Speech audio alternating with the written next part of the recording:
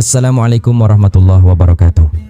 Sahabat Islami, ada kisah menarik mengenai kisah seorang mu'alaf dari Inggris, namanya Yusuf Oak.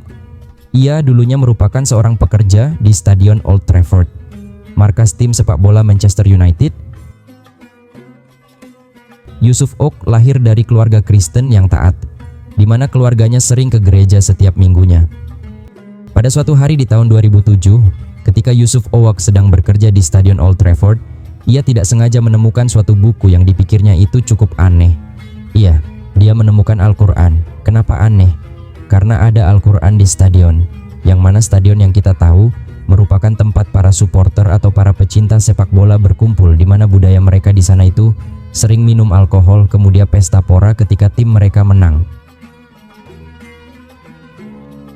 Singkat cerita, setelah jam kerja ia selesai, diambillah Al-Quran yang sedikit kotor tersebut dan ia membersihkannya, kemudian dibawanya pulang ke rumah yang ia tinggali bersama istrinya. Ketika tiba di rumah, Yusuf Oak menaruh Al-Quran di meja samping tempat tidurnya. Kemudian ia meninggalkan kamarnya dan melanjutkan aktivitasnya. Dia bersih-bersih, mandi, masak, kemudian makan malam juga. Tidak lama kemudian ia mendengarkan suara teriakan dari kamar tidurnya. Sontak ia lari ke kamarnya, dan ternyata istrinya sedang memegang Al-Quran tinggi-tinggi sambil marah dan mengatakan, "Buku ini tidak seharusnya berada di rumah ini. Jika buku ini masih ada di sini, saya akan membuangnya ke tempat sampah." Na'udzubillah. Yusuf Oak pun merespon, yang mana saat itu ia bukan seorang muslim. Dia mengatakan, "Jika kamu membuang buku ini ke tempat sampah, maka saya akan membuang kamu terlebih dahulu sebelum buku tersebut menyentuh ke tempat sampah."